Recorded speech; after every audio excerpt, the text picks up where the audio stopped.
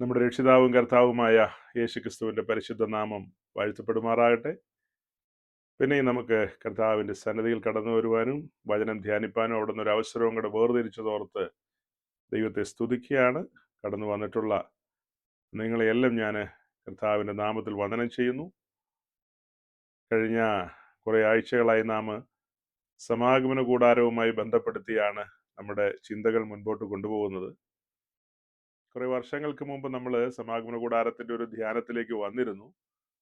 അന്ന് നമ്മൾ കടന്നു വന്നത് സമാഗമന കൂടാരത്തിന്റെ ഒരു പിക്ചർ കാണിച്ചിട്ട് ആ പിക്ചറിന്റെ വാതിൽ തുറന്ന് അകത്തേക്ക് കയറി വരുമ്പോൾ ആദ്യം കാണുന്ന യാഗപീഠം, പിന്നീടുള്ള അടുത്തടുത്ത കാര്യങ്ങൾ പറഞ്ഞ് അങ്ങനെ ആ ചിന്തകൾ അതിപരിശുദ്ധ സ്ഥലത്ത് പോയി അവസാനിക്കുകയായിരുന്നു. എന്നാൽ ഈ തവണ നമ്മൾ ഈ വിഷയം ധ്യാനിക്കാൻ ആരംഭിച്ചപ്പോൾ ഇങ്ങനെ ഒരു പിക്ചർ കാണിച്ചിട്ടല്ല, പകരം വിശുദ്ധ തിരുവഴുത്തില് പുറപ്പാട് ദിവസം 25-ാം അധ്യായത്തിലേക്ക് പോയി ആ 25-ാമത്തെ അധ്യായത്തെ മുൻനിർത്തിക്കൊണ്ടാണ് ഈ ഒരു ചിന്തകൾ മുൻപോട്ട് കൊണ്ടുവരുന്നത്. പുറപ്പാട് ദിവസം 25-ാം അധ്യായത്തിന്റെ ആരംഭ സമയത്ത് വലിയവനായ ദൈവം മോശയോട് പറയാണ്, ഇസ്രായേലിന്റെ നടുവിൽ ഞാൻ വസിക്കാൻ ആഗ്രഹിക്കുന്നു, നിങ്ങൾ എനിക്കൊരു വിശുദ്ധ മന്ദിരം ഉണ്ടാക്കണം, തിരുനിവാസം അതിന്റെ ഉപകരണങ്ങളൊക്കെയും പർവ്വതത്തിൽ വെച്ച് കാണിച്ചു തന്ന മാതൃക പ്രകാരം അവയെ ഉണ്ടാക്കണം. അതുപോലെ 25-ാം അധ്യായത്തിന്റെ അവസാന വാക്യത്തിലേക്ക് വരും പറയുന്നത്, അങ്ങനെ അവയെ ഉണ്ടാക്കുവാൻ നീ സൂക്ഷിച്ചു കൊള്ളണമെന്നുള്ളതാണ്. സൈനികളുടെ ദൈവമായ യഹോവ മോശയോട് പറയാണ്, അതിന്റെ നിർമ്മിതിയും കാര്യങ്ങളും ഒക്കെ ഇങ്ങനെ ആയിരിക്കണം, അത് അളവ് തെറ്റരുത് എന്നൊക്കെയുള്ള കാര്യം പറയാണ്. അതിന്റെ ആദ്യത്തെ പാരഗ്രാഫിൽ അതിന്റെ വിശദീകരണമുണ്ട്. അതായത് ഇത് ഏതെല്ലാം മെറ്റീരിയൽ ഉപയോഗിച്ചാണ് ഇത് പണിയേണ്ടതെന്നും അതിന് ജനം സ്വമേധയാ അതിലേക്ക് അവരുടെ കോൺട്രിബ്യൂഷൻ കൊണ്ടുവരണമെന്നും ഉള്ള കാര്യങ്ങൾ, മനഃപൂർവ്വമായി കൊണ്ടുവരുന്ന കാര്യത്തെക്കുറിച്ച് നമ്മൾ കാണുന്നത്. ആരെയും നിർബന്ധിച്ചിട്ടോ പ്രലോഭിപ്പിച്ചിട്ടോ അങ്ങനെയൊന്നും ആരും ഇതിലേക്ക് കോൺട്രിബ്യൂട്ട് ചെയ്യണ്ട, അങ്ങനത്തെ ഒരു സമർപ്പണത്തിലേക്ക് ആരും വരണ്ട. നിങ്ങളുടെ ഉള്ളിന്റെ ഉള്ളിൽ അങ്ങനെ ഒരു പ്രേരണയുണ്ടെങ്കിൽ മാത്രം, നടത്തിപ്പുണ്ടെങ്കിൽ മാത്രം നിങ്ങൾ ആ കാര്യത്തിൽ കോൺട്രിബ്യൂട്ട് ചെയ്യുക എന്നുള്ളതാണ് ആദ്യത്തെ പാരഗ്രാഫിൽ നമ്മൾ മനസ്സിലാക്കിയത്. ഇതിന്റെ രണ്ടാമത്തെ പാരഗ്രാഫ് തുടങ്ങുമ്പോൾ അതിന്റെ 10-ാം വാക്യം മുതൽ താഴേക്കാണ്. അതിൽ 2-3 വാക്യങ്ങൾ മാത്രമാണ് നമ്മൾ കുറെ ആഴ്ചകളായിട്ട് ചിന്തിച്ചുകൊണ്ടിരിക്കുന്നത്. അതിന് താഴേക്കുള്ള വാക്യങ്ങളെല്ലാം നമുക്ക് ചിന്തിക്കാനായിട്ട് പറ്റിയിട്ടില്ല. 10-ാം വാക്യം തുടങ്ങുമ്പോൾ തന്നെ നമ്മൾ കാണുന്നത് ഖദിരമരം കൊണ്ടൊരു പെട്ടകം ഉണ്ടാക്കണം, പെട്ടകത്തിന്റെ അകത്തും പുറത്തും പൊന്നു പൊതിയണം, പെട്ടകത്തിന് മുകളിൽ കൃപാസനം വെക്കണം, കൃപാസനത്തിന് മുകളിൽ 2 കെരൂബുകളെ അടുപ്പുപണിയായിട്ട് പണിയണം. ഈ കാര്യങ്ങളാണ് അത്രയും ഭാഗത്തുള്ളത്. അങ്ങനെ അകത്തും പുറത്തും പൊന്നു പൊതിഞ്ഞ പെട്ടകത്തെ കുറിച്ചാണ് തുടക്കത്തിൽ നമ്മൾ ചിന്തിച്ചത്. മരം കൊണ്ടുള്ള പണിയാണ്. ആ പണി അശേഷം പുറത്തു കാണാതെ തനി തങ്കം കൊണ്ട് അത് കവർ ചെയ്യുകയാണ്. അവിടെ നമ്മൾ യേശുക്രിസ്തുവിന്റെ ഡിവിനിറ്റിയും ഹ്യൂമാനിറ്റിയുമാണ് കണ്ടത്. അവിടുത്തെ ദൈവത്വവും മനുഷ്യത്വമാണ് കണ്ടത്. ഈ പറയപ്പെട്ട സമയത്ത് സമാഗമന കൂടാരത്തിലാകട്ടെ യെരൂശലേം ദേവാലയത്തിലാകട്ടെ അതിന്റെ അന്തർമന്ദിരത്തിലിരിക്കുന്ന പെട്ടകത്തിനകത്ത് മരത്തിന്റെ പണിയുണ്ടെങ്കിലും മരം അശേഷം പുറത്ത് കാണുന്നില്ല. അതിനകത്തേക്ക് പ്രവേശിക്കുന്ന മഹാപുരോഹിതനെ കാണുവാൻ കഴിയുന്നത് പൊന്നുകൊണ്ട് പൊതിഞ്ഞ ഒരവസ്ഥയാണ്. അതായത് യേശുക്രിസ്തുവിന്റെ ദൈവത്വമാണ് അവിടെ വെളിപ്പെടുന്നത്. ആ ദൈവത്വത്തിലേക്ക് മഹാപുരോഹിതൻ എങ്ങനെയാണ് അടുക്കുന്നത് എന്നുള്ളത് ചുരുക്കം വാക്കുകളിൽ നമ്മൾ കണ്ടു. ആ വിഷയത്തെക്കുറിച്ച് നമ്മൾ ചിന്തിച്ചു വന്നപ്പോഴാണ് ദൈവത്തിന്റെ മഹത്വത്തെക്കുറിച്ചും വല്ലഭത്വത്തെക്കുറിച്ചും അതിന്റെ ഗൗരവത്തെക്കുറിച്ചൊക്കെ നമുക്ക് മനസ്സിലായത്. സാധാരണ ലോക്കൽ ചർച്ചുകളിൽ അത്ര ഡെപ്തിലൊന്നും ഈ വക വിഷയങ്ങളൊന്നും പ്രസംഗിക്കാറില്ല. അതുകൊണ്ട് ആളുകൾക്ക് ഒരു ലാഘവത്വമുണ്ട്. അവരൊരു സില്ലി ആയിട്ടാണ് പലപ്പോഴും പല കാര്യങ്ങളും എടുക്കുന്നത്. ആത്മീയ വിഷയത്തിന് കൊടുക്കേണ്ട ഗൗരവം ആ നിലയിൽ അവരുടെ കൺമുമ്പിൽ വരച്ചു വെച്ച് കൊടുക്കാറില്ല. അപ്പോൾ ഈ ഒരു പഠനത്തോടുള്ള ബന്ധത്തില് ഇങ്ങനെ നമ്മൾ മുന്നോട്ട് വരുമ്പോൾ യേശുക്രിസ്തുവിന്റെ ദൈവത്വം അവിടെ കണ്ടു. പിന്നത്തേതിൽ നമ്മൾ മനസ്സിലാക്കിയത് ബത്ലഹേമിൽ അവിടുത്തെ മനുഷ്യത്വമാണ് നമുക്ക് കാണാൻ കഴിഞ്ഞത്. അതായത് അതിപരിശുദ്ധ സ്ഥലത്ത് ആ തേജസ്സിൽ വസിച്ചിരുന്നവൻ വേഷാൽ മനുഷ്യനായി ഈ ഭൂമിയിലേക്ക് വന്ന വരവാണ് ബത്ലഹേം നമ്മുടെ മുമ്പാകെ കാണിക്കുന്നത്. ബത്ലഹേമിലേക്ക് വരുമ്പോ അവിടെ ഡിവിനിറ്റി അഥവാ ദൈവത്വം മറച്ചു വെച്ചിട്ട് മനുഷ്യത്വമാണ് പുറത്തു കാണുന്നത്. അപ്പൊ അങ്ങനെ ഈ വിഷയങ്ങളെ കുറിച്ചൊക്കെ ചിന്തിച്ച് മുന്നോട്ട് വന്നപ്പോഴാണ് പെട്ടകം, പെട്ടകത്തിന് മുകളിലുള്ള കൃപാസനം, കൃപാസനത്തെ കുറിച്ചൊക്കെ പിന്നീട് നമുക്ക് ചിന്തിക്കാമെന്നാണ് പറഞ്ഞത്. അപ്പൊ അങ്ങനെ പെട്ടകത്തിലേക്ക് നോക്കുമ്പോൾ പെട്ടകത്തിനകത്ത് 3 പ്രധാനപ്പെട്ട വസ്തുക്കളുണ്ട്. അതായത് അതിനകത്ത് മന്നായിട്ട് വെച്ച പൊൻപാത്രം കാണാം, അതുപോലെ നിയമത്തിന്റെ കൽപ്പലക കാണാം, അഹറോന്റെ തളിർത്ത വടി കാണാം. ഇങ്ങനെ 3 കൂട്ടം കാര്യങ്ങളാണ് പെട്ടകത്തിനകത്തുള്ളത്. അതിൽ മന്നയുമായി ബന്ധപ്പെട്ട കാര്യങ്ങളാണ് ചില ആഴ്ചകളായി നമ്മൾ ചിന്തിച്ചുകൊണ്ടിരുന്നത്. മന്ന ഒരു ഗൗരവമായ വിഷയമാണ്. മന്ന മാത്രമല്ല, തുടർന്ന് പറയുന്ന ഓരോ കാര്യങ്ങളും ഗൗരവമായ കാര്യങ്ങൾ തന്നെയാണ്.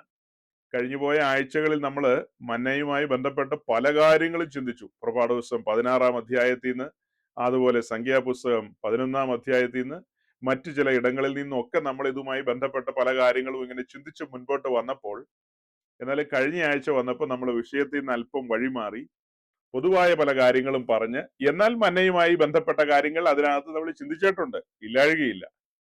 ആ മെസ്സേജ് അങ്ങനെ പൊതുവായ ഒരു തലത്തിലേക്ക് പോകാനുണ്ടായ ഒരു കാര്യം എന്തെന്ന് ചോദിച്ചാൽ, തലേദിവസം പറഞ്ഞ കാര്യങ്ങളും ഗൗരവമാണ്, പിറ്റേ ദിവസം ഇവിടെ വന്നും പറയേണ്ടതും ഗൗരവമായ കാര്യമാണ്. കുറെ ആഴ്ചകളായി നമ്മൾ മന്നയുമായി ബന്ധപ്പെട്ട് പറഞ്ഞുകൊണ്ടിരിക്കുകയാണ്. ഇസ്രായേലിനെ സസ്റ്റെയിൻ ചെയ്യാൻ വേണ്ടി പാളയത്തിൽ പൊഴിഞ്ഞ മന്ന, ആ മന്ന ഒരടങ്ങഴി അവര് ദിനം അവർക്ക് ഭക്ഷിക്കാനായിട്ട് ഒരാൾക്ക് എടുക്കാം.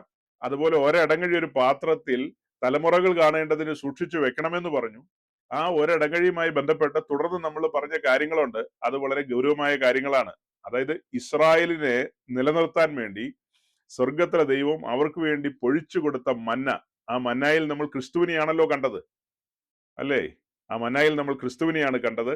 ആ മന്ന സൂക്ഷിച്ചു വെച്ച പാത്രം എന്ന് പുറപ്പാട് പുസ്തകത്തിൽ പറഞ്ഞെങ്കിലും ആ പാത്രത്തിന്റെ പ്രത്യേകത നമ്മൾ എബ്രായ ലേഖനം 9 അധ്യായത്തിലാണ് കണ്ടത്. അതൊരു പൊൻപാത്രമാണ്. നമ്മൾ ശ്രദ്ധിക്കുമ്പോ പെട്ടകം ഖദിരമരം കൊണ്ടാണ് പണിതെങ്കിലും അതിന്റെ അകത്തും പുറത്തും പൊന്നു പൊതിഞ്ഞിരിക്കുകയാണ്, കവർ ചെയ്തിരിക്കുകയാണ്. അങ്ങനെ പൊന്നുകൊണ്ട് കവർ ചെയ്തിരിക്കുന്ന പെട്ടകത്തിനകത്തേക്ക് മന്ന ഒരിടങ്ങഴി വാരി ഇടുകയല്ലായിരുന്നു, പകരം അതൊരു പൊൻപാത്രത്തിൽ നിക്ഷേപിച്ചിട്ട് ആ പൊൻപാത്രമാണ് പെട്ടകത്തിനകത്ത് കൊണ്ടുവന്ന് വെച്ചത്. അപ്പോ ആ മന്ന ക്രിസ്തുവിനെ കാണിക്കുന്നെന്നും മറഞ്ഞിരിക്കുന്നതിന്റെ പ്രത്യേകതകളും ഒക്കെ നമ്മൾ പറഞ്ഞു. ആ മറഞ്ഞിരിക്കുന്ന മന്ന കണ്ടെത്തി ഭക്ഷിക്കേണ്ടതുണ്ട്. അങ്ങനെ ആ മന്ന ഭക്ഷിച്ച ബലത്തിൽ വേണം നമുക്ക് മുൻപോട്ട് പോകേണ്ടത്.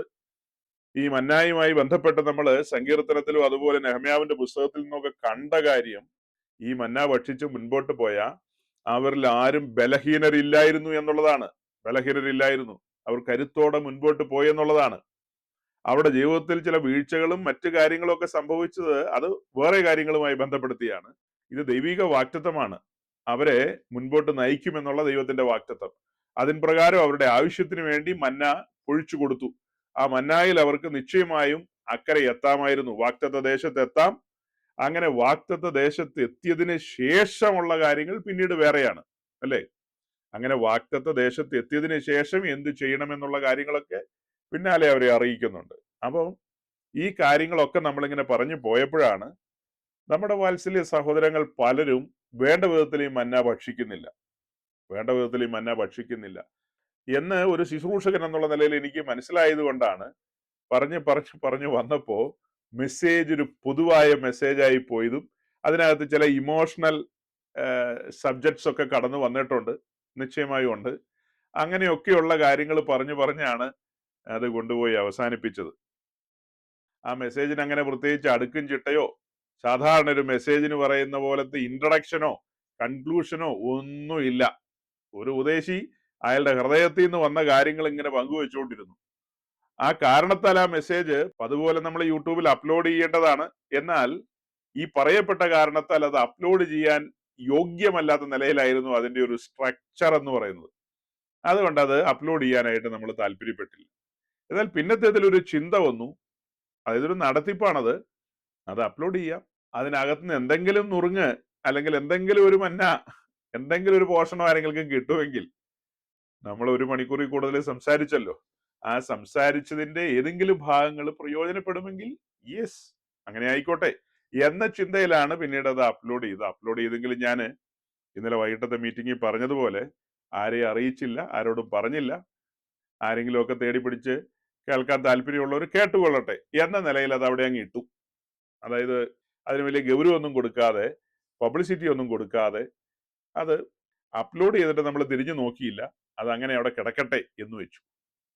എന്നാൽ അത് കേട്ട ചില സഹോദരങ്ങള് എന്നെ ബന്ധപ്പെട്ടു. അവരെന്നോട് അവരുടെ ചിന്തകൾ ഞാനുമായിട്ട് പങ്കുവെച്ചു. അതിന്റെ കമന്റ് സെക്ഷനിലൊക്കെ ചിലരൊക്കെ അവരുടെ ചിന്തകളും അവരവിടെ എഴുതി വെച്ചിരിക്കുന്നു. അതായത് ഈ തവണത്തെ മെസ്സേജുമായി ബന്ധപ്പെട്ട് സംസാരിച്ചു പോയപ്പോൾ നമ്മുടെ ഉപദേശിയുടെ ഹൃദയം ഒരു വൃണിത ഹൃദയമായി തോന്നി. അതായത് ബ്രോക്കൺ ഹാർട്ട് എന്നുള്ള നിലയിലാണ് അദ്ദേഹം ഉദ്ദേശിച്ചത്. അപ്പൊ അങ്ങനെ ഒരു നിലയിലേക്ക് പോയിട്ടുണ്ട് എന്നൊക്കെ അവരൊക്കെ അവരുടെ ചിന്തകൾ രേഖപ്പെടുത്തി. വാസ്തവമാ സഹോദരങ്ങളെ, അതിനകത്തൊക്കെ കാര്യമുണ്ട്. അതായത് ഈ മന്ന ഭക്ഷിക്കേണ്ട വിധം ഞാൻ അഡ്വാൻസ് ചെയ്ത് അതിനകത്ത് പറഞ്ഞിരുന്നു. അത് അങ്ങനെ ഭക്ഷിച്ചു വന്നു കഴിഞ്ഞാൽ നിശ്ചയമായും സ്വർഗത്തിലെ ദൈവത്തിന്റെ വാക്ക് ഉവെന്ന് പറഞ്ഞാൽ ഉവെന്ന് മാത്രമാണ്.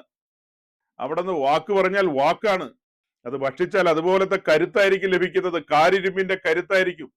യഹോവയെ കാത്തിരിക്കുന്നവർ ശക്തിയെ പുതുക്കുമെന്നാണ്. അത് എന്തെങ്കിലും ശക്തിയൊന്നുമല്ല, ഉയരത്തിലെ ശക്തിയാണ്.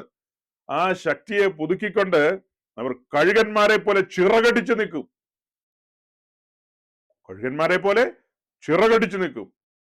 അപ്പൊ ജീവിതത്തിൽ പ്രതിസന്ധികളോ പ്രശ്നങ്ങളോ ഒന്നും ഉണ്ടായിരിക്കില്ലെന്നാണോ അതിന്റെ അർത്ഥം? ഈ ചിറകടിച്ച് നിൽക്കുമ്പോ അലമാലകളും തിരമാലകളും ആഞ്ഞടിക്കുന്ന നമുക്ക് കാണാം. കൊടുങ്കാറ്റടിക്കുമ്പോഴായിരിക്കും ചിറകടിച്ച് നിൽക്കുന്നത്. അതാണ് യഥാർത്ഥ ഉപദേശം എന്ന് പറയുന്നത്. അതായത് ഇന്നത്തെ തലതിരിഞ്ഞ ഉപദേഷ്ടാക്കന്മാരും അതുപോലെ അടിസ്ഥാനമില്ലാത്ത ന്യൂജൻ പെന്തിക്കോസ്റ്റ് ഗ്രൂപ്പുകളൊക്കെ പഠിപ്പിക്കുമ്പോൾ അവരെന്തായിരിക്കും പറയുന്നത്? കൊടുങ്കാറ്റ് ഇപ്പൊ ശരിയാക്കി തരാം, തിരമാലകളെയൊക്കെ ഞങ്ങൾ ഇപ്പോ ഒതുക്കി തന്നേക്കാം എന്നാണ് അവർ പഠിപ്പിക്കുന്നത്. നമ്മൾ അങ്ങനെയല്ല പഠിപ്പിക്കുന്നത്. സ്വർഗത്തിലെ ദൈവം നിശ്ചയിച്ചിരിക്കുന്ന സമയം വരെ ഈ കാറ്റടിക്കും. പക്ഷെ ആ കാറ്റടിക്കുമ്പോഴും നീ ചിറകടിച്ചു നിൽക്കും. അതാണ് ഇതിൽ വെളിപ്പാട്. കൊടുങ്കാറ്റടിക്കും. കൊടുങ്കാറ്റ് അടിക്കില്ലെന്ന് പഠിപ്പിക്കുന്ന പൈശാചികമായ പഠിപ്പീരുകളാണ്. സത്യക്രിസ്ത്യാനികൾ എങ്ങനെയാ പഠിപ്പിക്കുന്നത്? കൊടുങ്കാറ്റടിക്കും, അലമാലകളും തിരമാലകളും ആഞ്ഞാഞ്ഞടിക്കും. അടിക്കും, നിശ്ചയമായും അടിക്കും. എന്നാൽ അതിന്റെ നടുവിൽ നീ ചിറകടിച്ചു നിൽക്കും.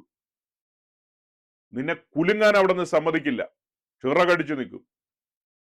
നീതിമാൻ വീണുപോയാലും നിലംപരിശാവുമോ? അങ്ങനെ നിലംപരിശൊന്നും ആകില്ലെന്നേ. സ്വർഗത്തിലെ ദൈവം നമ്മെ തന്റെ കരത്തിലല്ലേ വഹിക്കുന്നത്. ഇതെല്ലാം കേട്ടുകൊണ്ടിരിക്കുമ്പോൾ നമ്മൾ എന്താ നമ്മുടെ ഉള്ളിന്റെ ഉള്ളിൽ ബോധ്യപ്പെടുന്നത്? യെസ്, എന്റെ ആടുകൾ എന്റെ കരത്തിലിരിക്കുന്നു. എന്റെ ആടുകൾ എന്റെ പിതാവിന്റെ കരത്തിലിരിക്കുന്നു. ആർക്കും അവയെ തൊടുവാൻ കഴിയില്ല. ഒരു രോഗത്തിന്റെ ആത്മാവിനും തൊടാൻ കഴിയില്ലെന്നേ. ഒരു രോഗത്തിന്റെ ആത്മാവിനും തൊടാൻ കഴിയില്ലെന്ന് തീർത്തു പറയാണ് ഞാൻ. ഒരു രോഗത്തിന്റെ ആത്മാവിനും നിന്നെ തൊടാൻ കഴിയില്ല. പുറപ്പാട് 25:8-9 എങ്ങനെയാ പറഞ്ഞു തീർത്തിയത്? അത് സാധാരണ നിലയിലല്ല പറഞ്ഞിരിക്കുന്നത്. നിങ്ങൾ എനിക്കൊരു വിശുദ്ധ മന്ദിരമായി തീരണം. പരമപരിശുദ്ധനായ ദൈവമാണ് പറയുന്നത്. തന്റെ മന്ദിരം, ആ മന്ദിരത്തിൽ ഒരു രോഗാണു പ്രവേശിക്കണമെങ്കിൽ സ്വർഗം അറിയാതെ നടക്കില്ല. അപ്പൊ അങ്ങനെയൊക്കെയാണല്ലോ ഇപ്പൊ ജീവിതത്തിൽ സംഭവിക്കുന്നതെന്ന് പറഞ്ഞു കഴിഞ്ഞാൽ. അതല്ലേ പറഞ്ഞത്? നല്ല മലയാളത്തിലാ പറയുന്നത്. എന്താ മനസ്സിലാവില്ലാത്ത?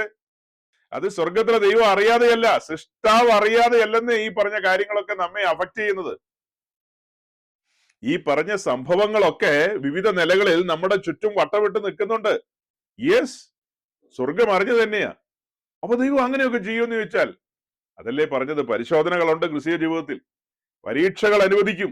ഇതിലൂടെ എല്ലാം നമ്മൾ കടന്നു പോകേണ്ടതുണ്ട്. തീയുടെ അനുഭവങ്ങളുണ്ടെന്ന്, അഗ്നിശോധനയെങ്കിൽ അപൂർവ കാര്യം, ഒന്നുകൂടി എന്ന് വെച്ച് അതിശയിച്ചു പോകരുത്.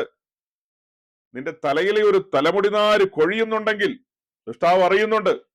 അതിന്റെ എണ്ണം പോലും അവിടെ നിന്ന് എടുത്തു വെച്ചിരിക്കുകയാണ്. തലയിലെ എത്ര തലമുടിനാരുണ്ടെന്ന് എണ്ണം എടുത്തു വെച്ചിരിക്കുക. ആകാശത്തിലെ നക്ഷത്രങ്ങളെ എണ്ണി വെച്ചിരിക്കുന്ന ദൈവത്തിന് നമ്മുടെ തലയിലെ തലമുടിനാരനെ എണ്ണി എടുക്കാനാണോ പാട്? അവിടുന്ന് നമ്മെ അറിയുന്നു. ഈ പറഞ്ഞതിനെല്ലാം പേർ ചൊല്ലി വിളിക്കുന്ന ദൈവം നമ്മെ തന്റെ പുത്രന്റെ രക്തത്താൽ വീണ്ടെടുത്ത്, പ്രിയരായവരിൽ നമ്മെ ദത്തെടുത്ത് ദൈവകുടുംബത്തിലെ അംഗമാക്കി തീർത്തു കഴിയുമ്പോൾ സൃഷ്ടാവിന് നമ്മെ കുറിച്ച് ഒരു അറിവുമില്ല, ഒരു കരുതലും ഇല്ലെന്നൊക്കെ ചിന്തിക്കുന്ന മൗഢ്യന്മാരാണോ നമ്മൾ? ഇവിടെ വാത്സല്യ മാതാക്കൾ പലരും ഇരിപ്പില്ലേ? അവരിൽ പലരുടെയും കയ്യിൽ കുട്ടികളുണ്ട്, കുഞ്ഞുങ്ങളുണ്ട്. ആ കുഞ്ഞുങ്ങളെ കുറിച്ച് അവർക്ക് എത്ര കരുതലാണുള്ളത്. ആ കുഞ്ഞുങ്ങൾക്ക് സമയാസമയം ഭക്ഷണം കൊടുക്കുകയും അതുപോലെ തന്നെ അവർക്ക് വേണ്ടുന്നതായ എല്ലാ കാര്യങ്ങളും അവർ ചെയ്തു കൊടുക്കുന്നില്ലേ? ഈ പറയപ്പെട്ട നമ്മുടെ ഏതെങ്കിലും സഹോദരിമാര് അവരുടെ കയ്യിലിരിക്കുന്ന കുഞ്ഞുങ്ങൾക്ക് ഭക്ഷണം കൊടുക്കുന്ന കാര്യത്തില് മറവി സംഭവിച്ചു എന്ന് ചരിത്രത്തിൽ എവിടെയെങ്കിലും കേട്ടിട്ടുണ്ടോ? യോ, ഒരു അബദ്ധം പറ്റി, കൊച്ചിനൊന്നും കൊടുത്തില്ല ഇന്ന്, ഞാൻ അതങ്ങ് വിട്ടുപോയി, ഇങ്ങനെ ഒരു കൊച്ചുകൂടെ ഉണ്ടായിരുന്നു എന്നുള്ള ഞാൻ അറിഞ്ഞുമില്ല. അങ്ങനെ ഉണ്ടാവുമോ സഹോദരങ്ങളെ? അങ്ങനെ സംഭവിക്കുമോ സഹോദരങ്ങളെ? എന്റെ അറിവില് അങ്ങനെ എങ്ങനെ സംഭവിച്ചതായിട്ട് കേട്ടുകഴിവില്ല. നിങ്ങളുടെ ആരുടെയെങ്കിലും അറിവിൽ അങ്ങനെയൊക്കെ സംഭവിച്ചതായിട്ടുണ്ടോ? മനുഷ്യനല്ലേ, അബദ്ധമൊക്കെ പറ്റാം. അങ്ങനെ ഒരു കൊച്ചു വീട്ടിലുണ്ടെന്നുള്ള ചിന്തയില്ലാതെ അമ്മ അങ്ങനെ അങ്ങ് പോയി. അങ്ങനെ പോവോ? പോവില്ലെങ്കിൽ, ദോഷികളായ മാതാക്കൾ അങ്ങനെ പോവില്ലെങ്കിൽ, സ്വർഗസ്വനായ പിതാവ് എത്രയധികം നമുക്ക് വേണ്ടി കരുതും, നമ്മെ കുറിച്ച് വിചാരപ്പെടും. പിന്നെ നാം എന്തിനാണ് പലതിനെ ചൊല്ലി വിലപിച്ചുകൊണ്ടിരിക്കുന്നത്? എന്താ പറഞ്ഞു വന്നതിന്റെ സാരം? ഈ മന്നായുടെ കരുത്തിൽ ചിറകടിച്ച് നിൽക്കണമെന്ന്, അങ്ങനെ നിൽക്കുന്ന ഒരു അന്തരീക്ഷം കാണാതെ വന്നപ്പോഴാണ് ഞാനും ഇമോഷണൽ ആയത്. കുറച്ച് ഇമോഷനൊക്കെ അവിടെ പൊട്ടിപ്പുറപ്പെട്ടു വന്നായിരുന്നു, അല്ലേ? കുറച്ച് ഇമോഷന്റെ ചാലൊക്കെ കീറി കീറി വന്നായിരുന്നു. കാരണം ഇത്രയേ ഉള്ളൂ, പലയിടത്തും പൊഴിയാത്ത മന്നയാണ് നമ്മുടെ നടുവിൽ സ്വർഗത്തിലെ ദൈവം പൊഴിച്ചു തരുന്നത്. എല്ലായിടത്തും പൊഴിഞ്ഞു കിട്ടുന്ന കാര്യങ്ങളല്ലല്ലോ ഇതൊന്നും.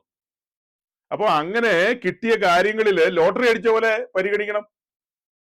അങ്ങനെ കിട്ടുമ്പോൾ സ്വാഭാവികമായിട്ട് ഒരു ലോട്ടറി അടിക്കുന്ന പോലെ, ലോട്ടറി അടിക്കുക എന്നൊക്കെ പറയുന്നത് ചുമ്മാ ഒരു നാടൻ ഭാഷാ പ്രയോഗമാണ് കേട്ടോ. നമ്മളാരും ലോട്ടറിയുടെ ആൾക്കാരൊന്നും അല്ല. നമ്മുടെ നാട്ടിലൊരു പൊതുവായി സംസാര ഭാഷയിൽപ്പെട്ടതാ അതൊക്കെ. ആകസ്മികമായി ഒരുവന്റെ ജീവിതത്തിൽ ഒരു ലോട്ടറി ഒക്കെ അടിക്കുക എന്ന് പറഞ്ഞാൽ പെട്ടെന്ന് അവൻ ധനവാനായി തീരുക എന്നല്ലേ, ആ ഒരു അർത്ഥത്തിലാണത്. അതുപോലെ സാധ്യതയില്ലാത്ത സമയത്താണ് പൊഴിയുന്നത്. നമ്മൾ പ്രതീക്ഷിച്ചതൊന്നുമല്ല ഇങ്ങനെ മന്നയൊക്കെ പൊഴിയുന്നു. ഞാൻ എൻ്റെ ക്രിസ്തീയ ജീവിതം ആരംഭിച്ചപ്പോൾ, ശുശ്രൂഷ ജീവിതം ആരംഭിച്ചപ്പോൾ ഒന്നും ഒരിക്കലും ചിന്തിച്ചതല്ല ഇങ്ങനെ ദൈവവചനത്തിന്റെ ആഴങ്ങളും അതിന്റെ മഹിമയും അതിന്റെ മനോഹരത്വം ഒക്കെ കണ്ടെത്താൻ എൻ്റെ ജീവിതത്തിൽ എനിക്ക് അവസരമുണ്ടെന്ന് ഞാൻ ചിന്തിച്ചില്ല. ശുശ്രൂഷക്കൊക്കെ ഇറങ്ങിയപ്പോ ഇത്രയേ ചിന്തിച്ചുള്ളൂ. ശേഷം ഉപദേശിമാരുടെ കൂട്ടത്തിൽ ഞാനൊരു ഉപദേശിയായിട്ട് മുന്നോട്ട് വരുന്നു. അതല്ലാതെ അതിലപ്പുറം ഒന്നും ചിന്തിച്ചിരുന്നില്ല സഹോദരങ്ങളെ. ഈ വചനത്തിന് ഇത്ര ആഴങ്ങളുണ്ടെന്നും ദൈവത്തിന്റെ നടത്തിപ്പുകൾ ശ്രേഷ്ഠമാണെന്നും ഇതിന്റെ മഹത്വവും മനോഹരത്വവും ഒന്നും അത്രയൊന്നും ചിന്തിച്ചല്ല ഇറങ്ങി തിരിച്ചത്. അതുകൊണ്ടാണ് കൂടെ കൂടെ ഞാന് ഈ പാട്ട് പാടുന്ന ആഴി എന്നോർത്തില്ല, ആഴമാരാഞ്ഞില്ല, ഇറങ്ങി ഞാൻ പ്രിയനേ സമുദ്രത്തിൻ നടുവിൽ. ഇറങ്ങി അങ്ങ് പോവുകയായിരുന്നു. അങ്ങ് പോവുകയായിരുന്നു. അപ്പൊ മുങ്ങിച്ചാകില്ലേ എന്നൊക്കെ ചോദിച്ചാ, ചാവുകയാണെങ്കിൽ ചാകട്ടെ എന്ന് ആർക്ക് നട്ടം? നമുക്കൊന്നും പോകാനില്ലല്ലോ. ഒരുവൻ വില കൊടുത്ത് വാങ്ങിച്ചതല്ലേ, ആ വില കൊടുത്തവന് നട്ടം വരും, അത്ര തന്നെ. എനിക്ക് എന്നാ പോവാനാ? ഇത് നമ്മൾ കൂടെ കൂടെ പറയുന്ന ഒരു കാര്യമാണ്. നമ്മുടെ പ്രിയപ്പെട്ടവർക്ക് ഈ ഒരു ചിന്ത വരണം. നമ്മുടെ പ്രിയപ്പെട്ടവരുടെ ഉള്ളിൽ ഈ ചിന്ത കടന്ന് കത്തിജ്വലിച്ച് നിൽക്കണം. എന്നാ സംഭവിച്ചാലും നമുക്കെന്നാ കാര്യം? നമ്മെ ഒരുവൻ വിലയ്ക്ക് വാങ്ങിയിരിക്കുന്നു. അപ്പൊ ആ വിലയ്ക്ക് വാങ്ങിയവന്റെ ഇഷ്ടത്തിനനുസരിച്ച് നമ്മൾ ജീവിക്കേണ്ടതുണ്ട്. നമ്മെ ഈ ലോകത്തിന്റെ മുമ്പിൽ സ്വർഗം ഡെമോൺസ്ട്രേറ്റ് ചെയ്യാൻ ആഗ്രഹിക്കുന്നത് ഒരു ബലഹീന വിശ്വാസി എന്ന നിലയിലല്ല. ഈ ലോകത്തിന്റെ മുമ്പിൽ നമ്മെ പ്രദർശിപ്പിക്കാനുണ്ട്, സ്വർഗത്തിന് പ്രദർശിപ്പിക്കാനുണ്ട്. മുഴു ഇന്ത്യയും റെപ്രസെന്റ് ചെയ്തുകൊണ്ടാണ് UN ഇന്ത്യയുടെ പ്രൈം മിനിസ്റ്റർ നിൽക്കുന്നത്. മുഴു ഇന്ത്യയെ റെപ്രസെന്റ് ചെയ്തുകൊണ്ടാണ്. ഇന്ത്യക്ക് കാണിക്കാനുണ്ട്, ഞങ്ങളുടെ പ്രൈം മിനിസ്റ്റർ കണ്ടോ, കരുത്തനായ ഞങ്ങളുടെ പ്രൈം മിനിസ്റ്റർ. ഇസ്രായേൽ അവരുടെ പ്രൈം മിനിസ്റ്ററെ അവിടെ കാണിക്കുമ്പോൾ, അമേരിക്ക തങ്ങളുടെ പ്രസിഡന്റിനെ അവിടെ കാണിക്കുമ്പോൾ, വളരെ പവർഫുൾ ആയിട്ടുള്ള ഒരു പ്രസിഡന്റ് ആണ് ഞങ്ങളുടെ പ്രസിഡന്റ്. അദ്ദേഹം ഇന്റലിജന്റ് ആണ്, വൈസ്മൻ ആണ്, അങ്ങനെ പലതുമാണ്. അഭിമാനത്തോടെയാണ് അവർ കാണിക്കുന്നത്. അതുപോലെ തന്നെയാണ് നമ്മയും ഈ ലോകത്തിന്റെ മുമ്പിൽ സ്വർഗത്തിലെ ദൈവത്തിന് പ്രദർശിപ്പിക്കാൻ, കാണിക്കാൻ. എങ്ങനെയാ നല്ല വാക്കുകൾ എന്ന് വെച്ചാൽ എനിക്ക് അറിയില്ല, അത് മനസ്സിലാക്കുക. അത് എങ്ങനെയാ കാണിക്കുന്നത്? ഒരു വീക്ക് പെന്തിക്കോസ്റ്റുകാരനായിട്ടാണോ? വീക്ക് മീൻസ് ഒരു വളഞ്ഞു കുത്തിയിരിക്കുന്ന പെന്തിക്കോസ്റ്റ്, ഒരു തൊട്ടാവാടി പെന്തിക്കോസ്റ്റ് എന്നുള്ള നിലയിലാണോ സ്വർഗം ആഗ്രഹിക്കുന്നത്? നിങ്ങൾ അങ്ങനെയാണോ ധരിച്ചിരിക്കുന്നത്? ഇപ്പോ നിങ്ങൾ നിങ്ങളുടെ മക്കളെയൊക്കെ പഠിച്ച് നല്ല നിലയിലേക്ക് വന്ന്, അതായത് ലോകക്കാര് ചിന്തിക്കുന്ന ആ ഒരു അർത്ഥത്തിലല്ല, നമ്മൾ ഒരു ജനറൽ ആയിട്ടാ പറയുന്നത്, അവർ നല്ല നിലയിൽ പഠിച്ചു വന്ന്, അല്ലെങ്കിൽ ആത്മീയമായിട്ടും എല്ലാം ഓക്കെ, ആ ഭാവമൊക്കെ കൂട്ടി വെച്ചോ, ഇനി വിഷമിക്കണ്ട, അത് പറഞ്ഞില്ല എന്നും പറഞ്ഞ് അവരങ്ങനെ നല്ല നിലയിൽ പഠിച്ച് മുന്നോട്ട് വന്ന് അവര് സിവിൽ സർവീസ് ഒക്കെ എഴുതി അങ്ങനെ പ്രതീക്ഷിക്കാത്ത നിലയിൽ ഒരു റാങ്കിലേക്കൊക്കെ അവർ കടന്നു വന്ന് അങ്ങനെയൊക്കെ വരുമ്പോ ഈ പറഞ്ഞ കുട്ടികളെയൊക്കെ നമ്മൾ അപ്പോൾ സൊസൈറ്റിയുടെ മുമ്പാകെ പ്രസന്റ് ചെയ്യുന്നത് എങ്ങനെയാ? ഇന്നാടത്ത് ഇന്നാരുടെ അപ്പൻ എന്നുള്ള നിലയിൽ നമ്മൾ അങ്ങനെ അഭിമാനത്തോടെ യെസ് കഷ്ടപ്പെട്ട് പഠിപ്പിച്ച് അതൊന്നും വൃതാവായില്ല, അവൻ പഠിച്ചു അല്ലെ അവൾ പഠിച്ചു, ഈ പറഞ്ഞ നിലയിലുള്ള കാര്യങ്ങളൊക്കെ അച്ചീവ് ചെയ്തു, ഇതാ മുൻനിരയിലേക്ക് വന്നിരിക്കുന്നു, അതൊരു അഭിമാന നിമിഷമാണ് നമുക്ക്. അത്രേ ഉള്ളൂ. അപ്പൊ നമ്മുടെ നിത്യജീവനല്ലേ പ്രാധാന്യം, ഇവിടെയുള്ള കാര്യത്തിൽ പുകഴണോ ഇങ്ങനെയൊന്നും ഇപ്പൊ പറയരുത്. എന്റെ ഉദാഹരണത്തെ കയറി ചോദ്യം ചെയ്യരുത്. അപ്പൊ ഇതൊരു ഉദാഹരണമായിട്ട് മനുഷ്യരും മനസ്സിലാക്കാൻ വേണ്ടി ഞാൻ പറയുന്നതാണ്. പെട്ടെന്ന് അതിഭയങ്കര ആത്മീയത്തിലേക്ക് പോകരുത്, അത് വേറെ വഴിക്ക് പോകാം നമുക്ക്. അപ്പൊ ഇത് ഞാൻ ഇങ്ങനെ ഒന്ന് പറഞ്ഞൊന്ന് ഒപ്പിച്ചോട്ടെ. അതായത് ഈ ലോകത്തിലെ ഏത് മനുഷ്യനാണെങ്കിലും അതിൽ അഭിമാനം കൊള്ളുന്നുണ്ടെങ്കിൽ സ്വർഗത്തിലെ ദൈവം നമ്മെക്കുറിച്ച്, അതായത് തന്റെ ആട്ടിൻകൂട്ടത്തെ കുറിച്ച്, ഒരു ചെറിയ ശേഷിപ്പിനെ കുറിച്ച്, ഒരു ശേഷിപ്പേ ഉള്ളൂ, ആ ശേഷിപ്പിനെ കുറിച്ച് സ്വർഗത്തിന് അഭിമാനം ഉണ്ടെന്നേ. കഴിഞ്ഞ ഏതൊരു ദിവസം ഞാൻ പറഞ്ഞില്ലേ, അതായത് ഒരു ശുശ്രൂഷകൻ എന്നുള്ള നിലയിൽ 1000 പൂച്ചകളെ കൊണ്ടു നടക്കുന്നതും അതേസമയം 10 പുലികളെ കൊണ്ടു നടക്കുന്നതും അതിന്റെ ഒരു അന്തരം പറഞ്ഞു. അത് ഈ ബാംഗ്ലൂരിൽ ഒരു ഉപദേശി കിടന്ന് കൂടെ കൂടെ പറയും 22,000 ഉണ്ട്, 22,000 ഉണ്ടെന്ന്. ഞാൻ നോക്കിയിട്ട് അത് 22,000 പൂച്ചകൾ മാത്രമാണ്. അതിനകത്ത് ഒരു പുലിക്കുട്ടി പോലും ഇല്ല, ഒന്നുമില്ല. അതേസമയം നമ്മള് ഏത് മനുഷ്യനെയും ക്രിസ്തുവിൽ തികഞ്ഞവനാക്കുക എന്നുള്ളൊരു എയിമിലാണ് നമ്മൾ എല്ലായ്പ്പോഴും ഒത്തുകൂടുന്നത്. ഏത് മനുഷ്യനെയും ക്രിസ്തുവിൽ തികഞ്ഞവനാക്കുക, അവരെ കരുത്തോടെ കൊണ്ടുവരിക, പറഞ്ഞതുപോലെ ചിറകടിച്ച് നിൽക്കാൻ പാകത്തിന് പ്രാപ്തരാകുക. 22,000 പൂച്ചകളുടെ സ്ഥാനം നമുക്ക് 10 പുലികളെ മതിയെന്നേ. 10 പുലികളെ, ദേശത്തെ കീഴ്മേൽ മറിക്കുന്ന 10 പുലികളെ. എങ്ങനെയാ തെസ്സലോനിക്കയിലുള്ള ആൾക്കാർ പറഞ്ഞത്? ഭൂലോകത്തെ കീഴ്മേൽ മറിച്ചോർ ഇതാ ഇവിടെയും വന്നിരിക്കുന്നു.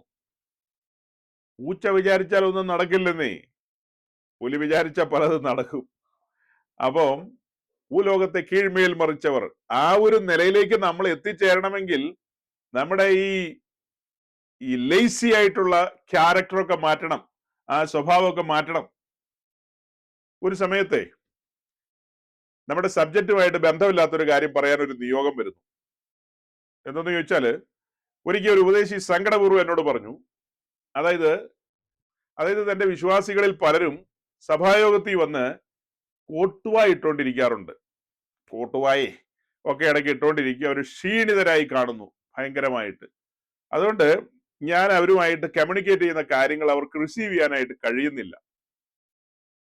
അപ്പൊ അതിനെക്കുറിച്ച് കാര്യങ്ങൾ ഇങ്ങനെ ചോദിച്ചും പറഞ്ഞും വന്നപ്പോ, അതായത് നമ്മുടെ ഈ പറഞ്ഞ വിശ്വാസികളെല്ലാം അവരവരുടെ ഹെൽത്തിന്റെ കാര്യത്തില് വളരെ കോൺഷ്യസ് ആണ്. ഹെൽത്തിന്റെ കാര്യത്തിൽ, അതായത് അവര് ജിമ്മിൽ പോകുന്നുണ്ട്, മറ്റ് ആക്ടിവിറ്റീസിലൊക്കെ ഉണ്ട്. അദ്ദേഹത്തിന്റെ വിശ്വാസികൾ വിദേശികളാണ്. അപ്പൊ വിദേശികൾക്ക് അവർക്ക് സാറ്റർഡേ അവധിയുണ്ട്. ഈ സാറ്റർഡേ ഒക്കെ അവര് ജിമ്മിലൊക്കെ പോയി മാക്സിമം പ്രാക്ടീസ് എന്നാണ് പറയുന്നത്. അപ്പോൾ സാറ്റർഡേ ജിമ്മിലൊക്കെ പോയി മാക്സിമം അവര് കസർത്തൊക്കെ നടത്തി. കസർത്ത് എന്ന് പറഞ്ഞാൽ മോശമായിട്ട് ചിന്തിക്കരുത്, എനിക്ക് നല്ല വാക്കുകളില്ലാത്തതുകൊണ്ടാണ്, ഉള്ള വാക്ക് വെച്ച് ഞാനങ്ങ് കൈകാര്യം ചെയ്യുന്നതാണ്. അപ്പൊ അങ്ങനെ ജിമ്മിലൊക്കെ പോയി അവരുടെ പ്രാക്ടീസ് ഒക്കെ പൂർത്തീകരിച്ച്, അദ്ദേഹത്തിന്റെ ചില വിശ്വാസികൾ, അതായത് സ്ത്രീകളും പുരുഷന്മാരും, യങ്സ്റ്റേഴ്സിന്റെ കാര്യമാണ് പറയുന്നത്. യങ്സ്റ്റേഴ്സ് അല്ലേ?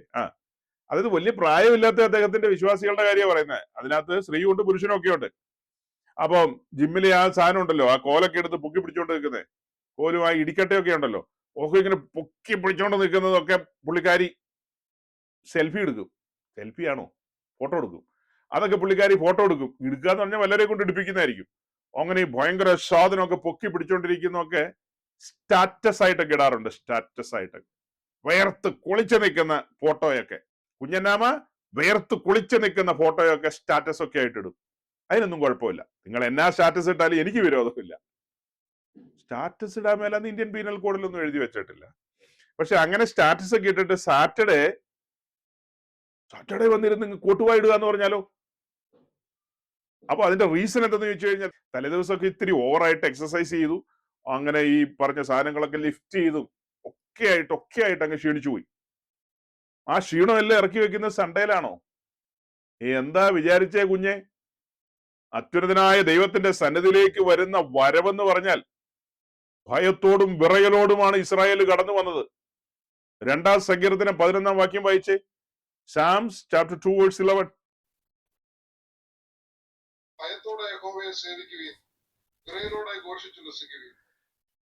സൗരങ്ങളെ, ഈ പറഞ്ഞ 11 12 വാക്യങ്ങള് 11 12 അങ്ങ് ചേർത്ത് വായിച്ചേ.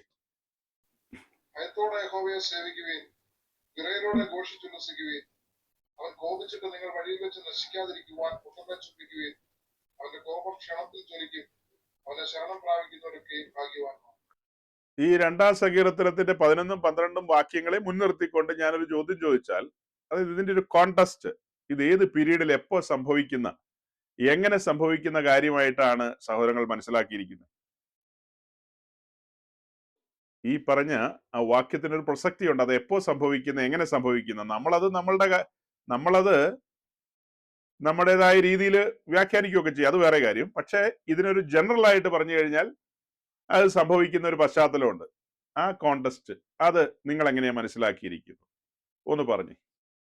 അപ്പൊ സഹോദരങ്ങളെ, നമ്മള് ഇപ്പൊ വായിച്ച ഈ 11 12 വാക്യങ്ങൾ എന്ന് പറയുന്ന അതിനൊരു പശ്ചാത്തലം 1000 ആണ്ട് വാഴ്ചയുടെ ഒടുവിൽ സംഭവിക്കുന്ന കാര്യമാണ്.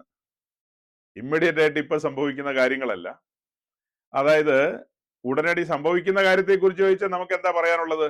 യേശു ക്രിസ്തു തന്റെ സഭയെ ചേർക്കും. അങ്ങനെ സഭ ഈ ഭൂമിയിൽ നിന്ന് എടുക്കപ്പെട്ട് ഉയരത്തിൽ സ്വർഗത്തിൽ കർത്താവിനോടുകൂടെ ആയിരിക്കുന്ന ഒരു 7 വർഷക്കാലം. ആ 7 വർഷത്തിന്റെ ഒടുവിൽ ശക്തിയേറിയ ദൂതന്മാരുമായി കർത്താവ് തന്റെ വിശുദ്ധന്മാരോടുകൂടെ ഒരു വെള്ളക്കുതിരപ്പുറത്ത് ഈ ഭൂമിയിലേക്ക് വന്ന് യെരുശലേം കേന്ദ്രമാക്കി താൻ ഈ ഭൂമി 1000 വർഷം അടക്കി ഭരിക്കും. അയൺ റോഡ് റൂളിംഗ് എന്ന് പറയും, ഇരുമ്പ് കോൽ കൊണ്ടുള്ള ഭരണം.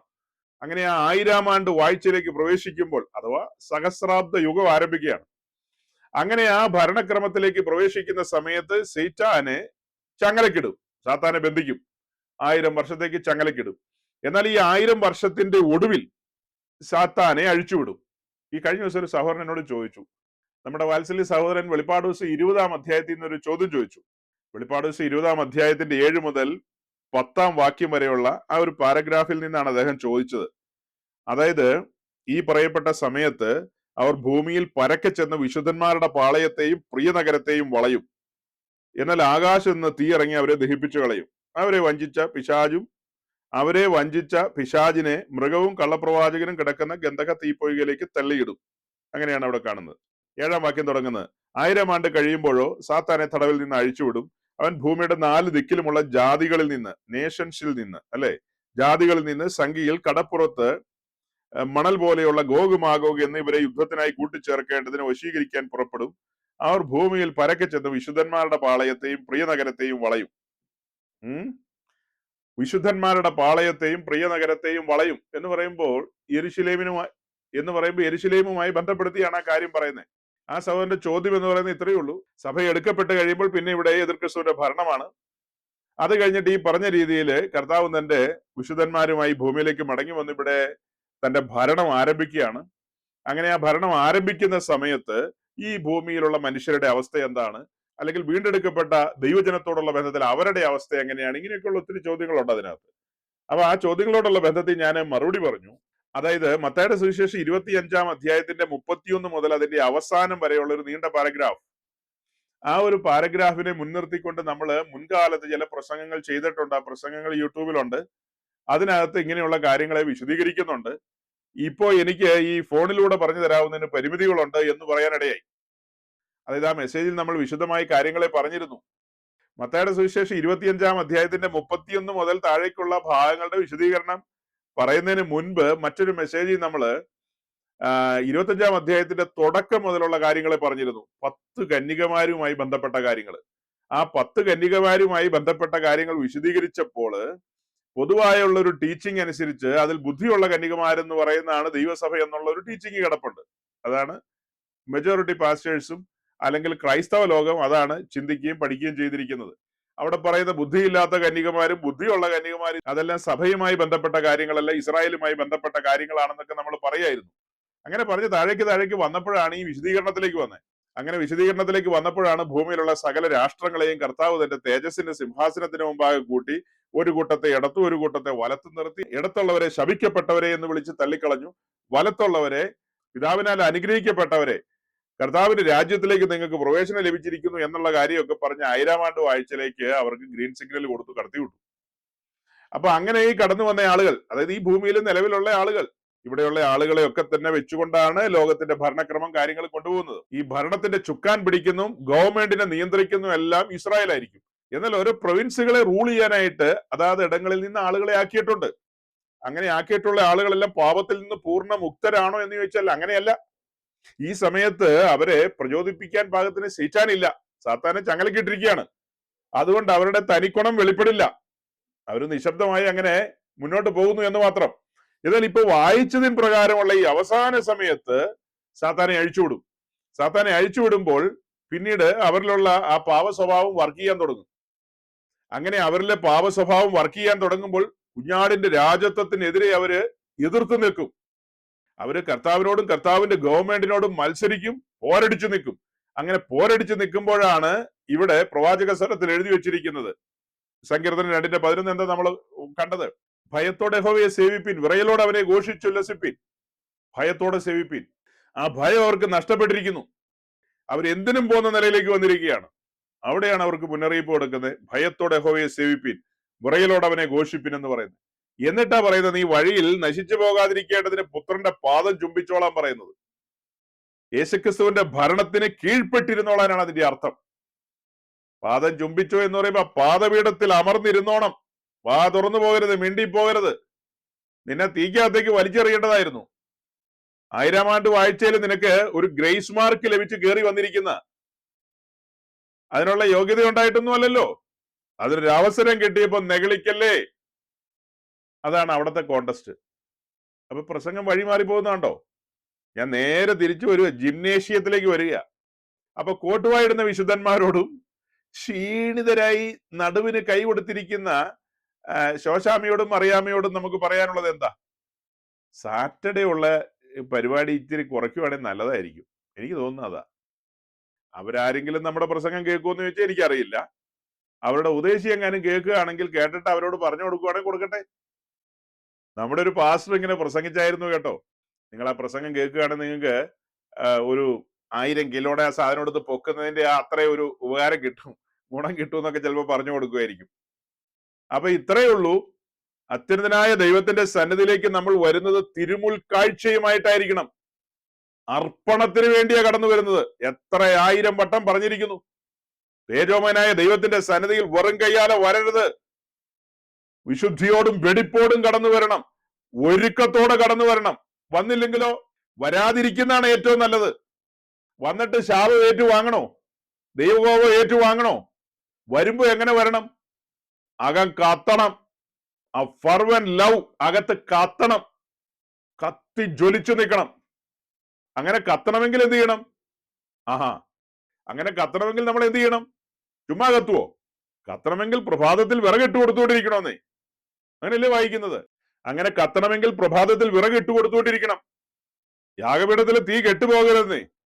അത് പ്രദോഷം മുതൽ പ്രഭാതം വരെ കത്തിക്കൊണ്ടിരിക്കണം. അതങ്ങനെ കത്തിക്കൊണ്ടിരിക്കണം. യാഗപീഠത്തിലെ തീ കെട്ടുപോകാൻ പാടില്ല. ദൈവസ്നേഹത്തിന്റെ ജ്വലനം അകത്ത് ജ്വലിച്ചു നിൽക്കണം. കെട്ടുപോകാതിരിക്കണമെങ്കിൽ വിറകിട്ട് കൊടുത്തുകൊണ്ടിരിക്കണം. അങ്ങനെ വിറകിട്ട് കൊടുത്ത് കത്തിച്ച് നിർത്തണം. ആ സ്നേഹത്തിൽ നിന്ന് എന്നെ വേർപിരിക്കുന്നത് ആരാന്ന് ചോദിച്ചാൽ നമ്മൾ എന്ത് പറയും? ആ പൊക്കണ സാധനം, അല്ലെ പിന്നെ അങ്ങനെ പല സാധനങ്ങളും. ഞാനാണ് ജിമ്മി പോയിട്ടുമില്ല, ഒരു കുന്തത്തിന്റെ പേര് പറയാൻ മേല. അപ്പൊ സഹോദരങ്ങളെ, ഞാൻ പറഞ്ഞു വന്നതിന്റെ സാരം ഇത്രയേ ഉള്ളൂ. ഈ പറയപ്പെട്ട നിലയിലൊക്കെ നമ്മൾ ഈ കാര്യങ്ങളിലൊക്കെ ഉത്സുകരാണ്. പക്ഷെ ആത്മീയ വിഷയത്തോടുള്ള ബന്ധത്തിൽ വരുമ്പോ നമ്മൾ തളർന്നു പോവുകയാണ് പലരും. നമ്മുടെ സഹോദരങ്ങൾ ഞാൻ ഉദ്ദേശിച്ച, ഞാൻ സാർവത്രിക സഭയുമായി ബന്ധപ്പെട്ട ഇവ പറയുന്നത്, യൂണിവേഴ്സൽ ചർച്ചുമായി ബന്ധപ്പെട്ട്. ലോകത്തിൽ എവിടെയെങ്കിലും ഒക്കെയുള്ള ബന്ധുക്കോസുകാർ നമ്മളെ കേൾക്കുകയാണെങ്കിൽ ദൈവസന്നിധിയിലേക്ക് കടന്നു വരുമ്പോൾ അതിന്റെ ഗൗരവം മനസ്സിലാക്കിക്കൊണ്ട് കടന്നു വരിക. സാറ്റർഡേ ഈ പൊക്കവും താത്തവും ചെയ്യുന്ന കാര്യത്തിലൊക്കെ ഇത്തിരി ശമനം വരുത്തുക. അങ്ങനെ ശാരീരിക ബലഹീനതയോടൊക്കെ കടന്നു വരാതിരിക്കുക. അല്ലെ, സാറ്റർഡേ ഇനിയിപ്പോ ഈ പറഞ്ഞ എന്ത് മല്ലം പണി ചെയ്തെന്ന് പറഞ്ഞാലും നമ്മൾ ദൈവസന്നിധിയിലേക്ക് കടന്നു വരുന്ന സമയത്ത് പരിശുദ്ധാത്മാവിന്റെ ശക്തിയിലല്ലേ കടന്നു വരുന്നത്. ഈ ക്ഷീണമൊക്കെ പമ്പ കടക്കില്ലേ അവിടെ? അല്ലേ, ഈ ക്ഷീണമൊക്കെ പമ്പ കടക്കില്ലേ? ആ ദൈവസ്നേഹത്തിന്റെ ജ്വലനം ജ്വലിച്ചു കഴിഞ്ഞാൽ ആ സ്നേഹത്തിൽ നിന്ന് എന്നെ വേർപിരിക്കുന്നത് ഈ പറഞ്ഞ ഡംബൽസ് ആണോ? അല്ലെങ്കിൽ ആ നീളമുള്ള സാധനങ്ങളാണോ? അല്ലെങ്കിൽ ആ മറ്റേ സാധനം മറിച്ച സാധനം ഇതൊക്കെയാണോ? ഇതൊന്നുമല്ല എന്നെ ക്രിസ്തുവിന്റെ സ്നേഹത്തിൽ നിന്ന് വേർപിരിക്കുന്നത്. അങ്ങനെയൊക്കെ വരല്ലേ. പണ്ട് പൗലോസ്ലീഹയൊക്കെ പറഞ്ഞത് പട്ടിണി, ആപത്ത്, വാള്, അങ്ങനെ ഇങ്ങനെയൊക്കെയുള്ള കാര്യങ്ങളാ. ഇപ്പൊ നമുക്ക് ഈ പറഞ്ഞ സാധനങ്ങളൊന്നുമില്ല. നമ്മള് സുഭിക്ഷമായിട്ട് ജീവിക്കുന്ന കാലമല്ലേ. അതുകൊണ്ട് ആ സ്നേഹത്തിൽ നിന്നും ആ എരിവിൽ നിന്നും ഒക്കെ നമ്മൾ അകന്നു പോകുന്ന വേറെ പല കാര്യങ്ങളും ആണെങ്കിൽ ആ കാര്യങ്ങളെയൊക്കെ ഒതുക്കിക്കോ. യെസക്കേലിനോട് പറഞ്ഞൊരു വർത്തമാനമുണ്ട് സ്വർഗത്തിലെ ദൈവം. നിന്റെ കണ്ണിന്റെ ആനന്ദമായവളെ ഞാനും എടുക്കുക എന്നൊക്കെ പറഞ്ഞ വല്ലാത്ത വർത്തമാനം. യെസക്കേലിനോട് അങ്ങനെയൊക്കെയാ പറഞ്ഞത്. അതായത് മറ്റു പലതിൽ നിന്നും ആനന്ദം കൊള്ളുന്ന കാര്യങ്ങളെ സ്വർഗത്തിലെ ദൈവം ശ്രദ്ധിക്കും. എങ്ങനെയാ പ്രമാണം നിൽക്കുന്നത്? ഞാനല്ലാതെ അന്യ ദൈവം പാടില്ലെന്ന്. ഏതെങ്കിലും കാര്യങ്ങൾ നമ്മെ നിയന്ത്രിക്കുന്ന ലോർഡ്ഷിപ്പിലേക്ക് വന്നു കഴിഞ്ഞാൽ നമ്മുടെ ദൈവം ജലസ് ഗോഡാണ്, തീഷ്ണതയുള്ള ദൈവമാണ്. ഓർത്തോണം, ഓർത്തോണം.